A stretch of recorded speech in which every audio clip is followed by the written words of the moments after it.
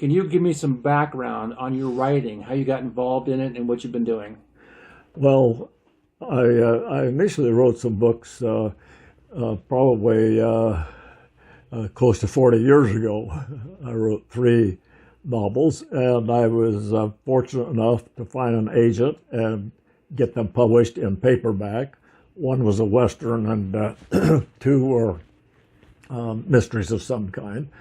And I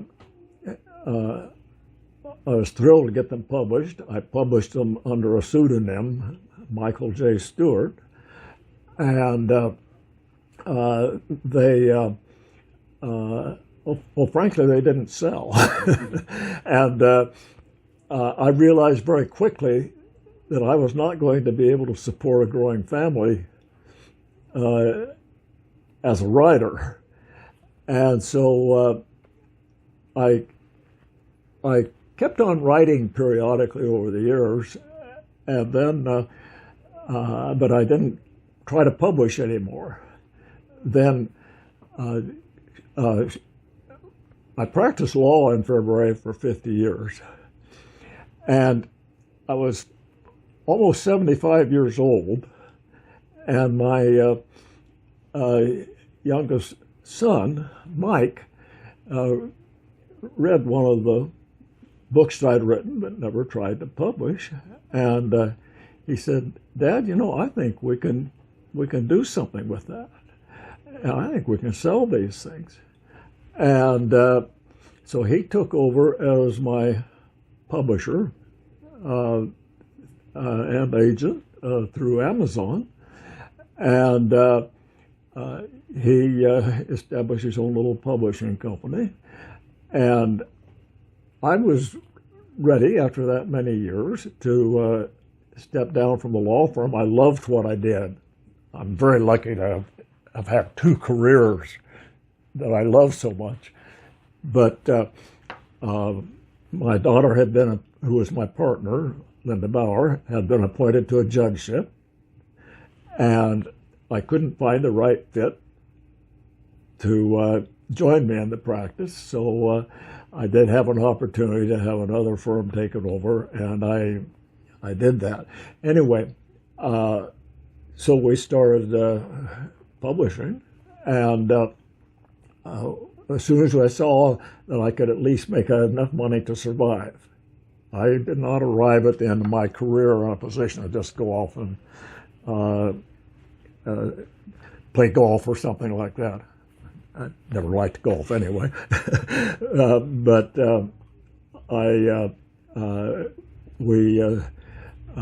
about 2 years out, we had a really successful book. Right.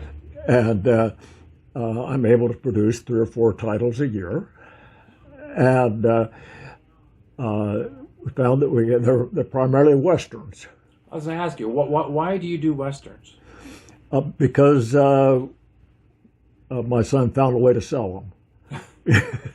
I don't care what I write, but and my Westerns, some of my fans will say they're unique, and that I don't have so much of the traditional Western story where I've never had one where you have the fast draw and a lot of those types of gunfights, barroom fights, that sort of thing.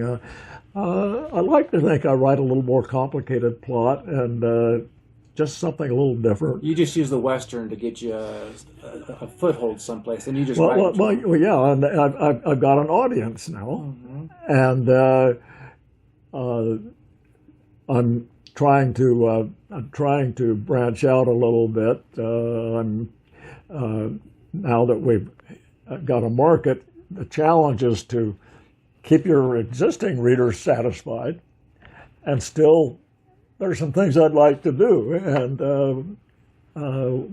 one of those, I'd like to write a Western set in the 1950s. And that's kind of on my list. Right now, I am working on I just started a project where I am writing a book that we call a Western. It's about the Henry Flipper, who was the first black graduate from West Point, and has a tremendous story that would be a lesson to our country. more of like a biography. It's not. It's historical fiction. Okay. In that and I wrote another book that of historical fiction called Cut Nose, about the Sioux war in Minnesota during the Civil War that many people know much about, but it did, I might say, it was a finalist for a Spur Award with the Western Writers of America for Best Historical Fiction. And most of my books have historical ties. That's kind of a trademark. So are you publishing under your own name now? Yes, everything is under my own name. So if they go to Amazon, they can find these? Yeah, under Ron Schwab. Or they can go to my website at www.ronschwabbooks.com. And one last question. You're pretty prolific, right? How many books have you written so far? Well, I'm somewhere between 35 and 40 total, if I count the first 3 that I've laid to rest. I would just as soon nobody read.